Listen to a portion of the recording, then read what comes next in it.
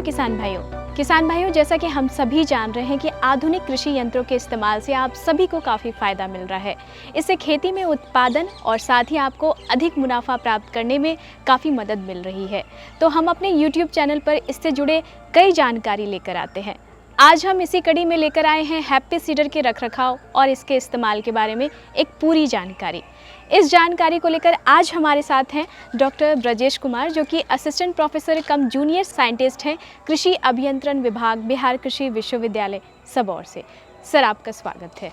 धन्यवाद किसान भाइयों बहनों। आज हम एक ऐसे फसल अवशेष प्रबंधन मशीन के बारे में जानकारी लेंगे जो हम सबको फसल प्रिपरेशन के दौरान आम के आम और गुठलियों के दाम देने में सक्षम है।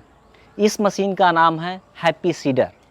यह machine basically zero till drill का एक उन्नत वर्जन है। इस मशीन में जीरो टिल ड्रिल के साथ साथ एक फ्लेल टाइप कटर बार लगा होता है, जो कि एक रोटर में माउंटेड होता है और उससे चलता है। आप यहाँ से अगर देखेंगे, ये फ्लेल कवर है, ये फ्लेल कवर है। इसके अंदर ये फ्लेल टाइन्स लगे हुए हैं। ये फ्लेल टाइन्स हैं जो एक रोटर में माउंटेड हैं। तो जब ये चलते हैं तो जो सॉबेल यहाँ पे है, उस सॉबेल पे फंसने वाले फसल अवशेषों को काट करके वहीं पे मिट्टी में मिला देता है।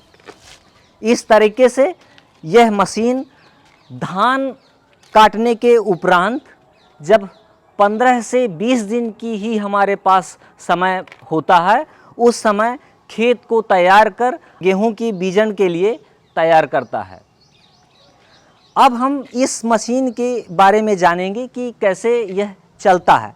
तो इस मशीन के बेसिकली 3 कंपोनेंट हैं। एक पहला है ट्रांसमिशन यूनिट।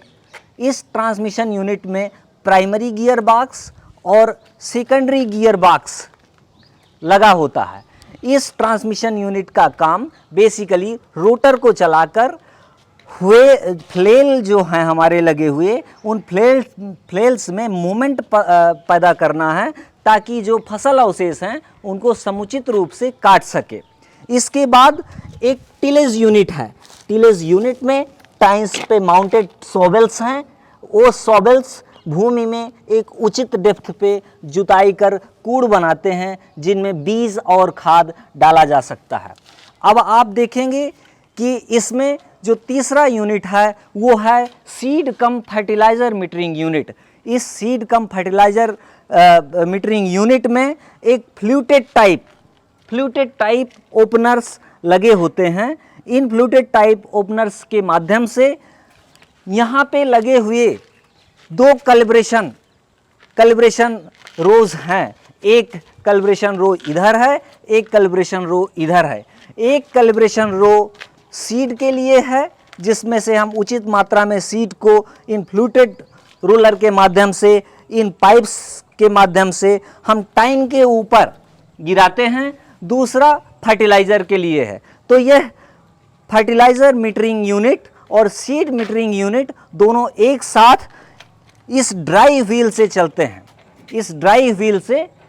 तो जैसे ही ये 3 पॉइंट लिंकेज के साथ अटैच हो जाता है, यहाँ से आप देखेंगे जैसे ही यह मशीन 3 पॉइंट लिंकेज से अटैच हो करके आगे चलती है, इसके साथ साथ ड्राई व्हील चलता है। और वह ड्राई व्हील के जब चलता है तो उसी के माध्यम से seed cum fertiliser metering unit भी चलती है। तो अब आइए जानते हैं कि इस मशीन को कैसे हम मेंटेन करें। ये तो हो गया इसके, जब हमने इससे पहले बात किया वो उसके ऑपरेशन से संबंधित था। अब हम देखते हैं मेंटेनेंस और इसके रख रखाव को कैसे कर सकते हैं। तो जैसे कि हमने बताया कि इसकी 3 प्रमुख यूनिट हैं। एक टिलेज यूनिट। तो जब हम टिलेज यूनिट में बात करते हैं तो इसमें 2 चीज़ें हैं। एक तो फसल को काटने के लिए जो फ्लेल्स लगे हुए हैं, तो जब भी हम खेत में जाएं उससे पहले हमको देखना है कि ये फ्लेल्स टूटे फूटे तो नहीं हैं। अगर टूटे फूटे हैं तो उनको रिप्लेस कर देना। दूसरा, ये जो सॉबेल है, जो सोबेल जो कूड़ बनाता है, फरो ओपनर बनाता है, उनको चेक कर लेना है कि टूटा फूटा तो नहीं है। अगर टूटा फूटा है तो उसको भी हमको रिप्लेस कर देना है, चेंज कर देना है। इसके बाद आइए अब जो दूसरा यूनिट है वो है ट्रांसमिशन यूनिट। ट्रांसमिशन यूनिट में हमको देख लेना है कि कहीं से कोई ऑयल तो लीक नहीं है, और अगर ऑयल लीक है तो उसकी भी पूरी तरह से मेंटेनेंस करना है। दूसरा, ये जो हमारा सेकेंडरी गियर बॉक्स है उसमें हमको चेक कर लेना है कि ऑयल का लेवल पर्याप्त है कि नहीं है। किसान भाइयों, एक चीज़ यहाँ और बतानी भी ज़रूरत है कि जो ऑयल है ना, ये EP 140 ग्रेड का ऑयल हम लोग यहाँ पे डालते हैं। तीसरा, यहाँ पे जो ड्राई व्हील से चैन स्पॉकेट से चलती हुई जो मीटरिंग यूनिट है उसको भी ध्यान दे लेना है कि कहीं ये ड्राई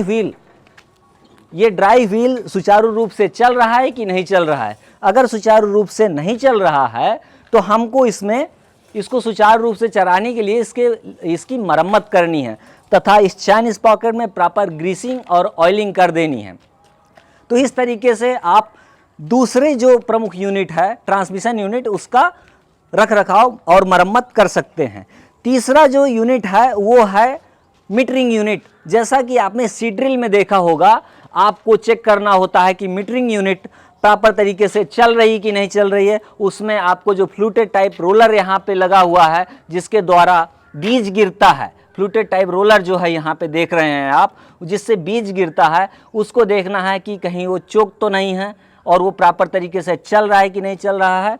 साथ में ये देखना है कि इस पाइप से बीज गिर रहा है कि नहीं गिर रहा है। यह बीज जाकर कि सोबल के ऊपरी वाली भाग में, बीज और खाद, एक बीज का है और एक खाद का है, तो इसको देखना है कि कहीं मिट्टी तो नहीं भर गई है जिससे ये ब्लॉक हो गया हो। इसको भी हमको प्रॉपर देख लेना है और उसको चेक करके अगर क्लॉगिंग हो गई है तो उस क्लॉगिंग को हटा देना है। तो ये हो गया आपका तीसरा।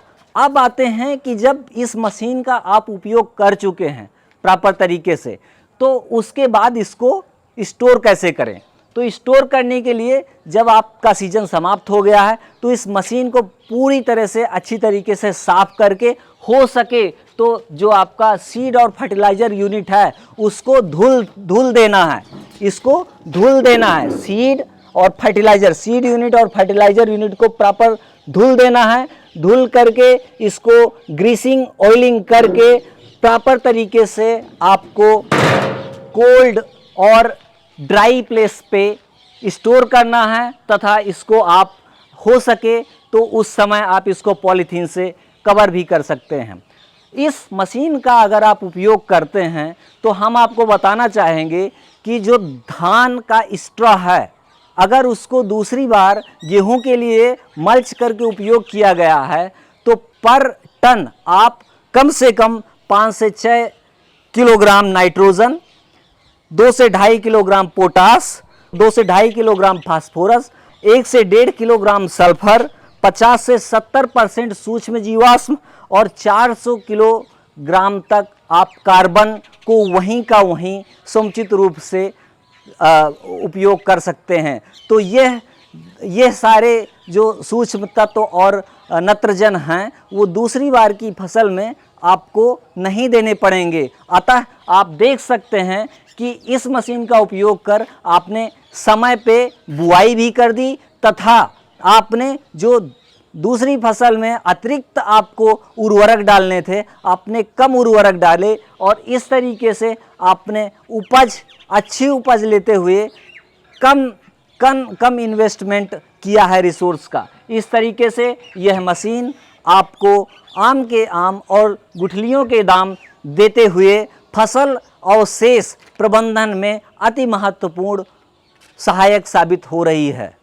तो इस जानकारी के लिए आपका बहुत बहुत धन्यवाद सर। हमारे किसान भाइयों, हम आपको बता दें कि कृषि यंत्रों, जी हाँ, खेती में उपयोग होने वाले कृषि यंत्रों में अलग अलग यंत्रों के बारे में हम इसी तरह आप सभी को जानकारी देते रहेंगे। तो आप बिहार एग्रीकल्चर यूनिवर्सिटी के यूट्यूब चैनल को ज़रूर सब्सक्राइब करें और साथ ही आप अगर किसी अन्य विषय पर जानकारी पाना चाहते हैं तो हमें कमेंट ज़रूर करें। नमस्कार।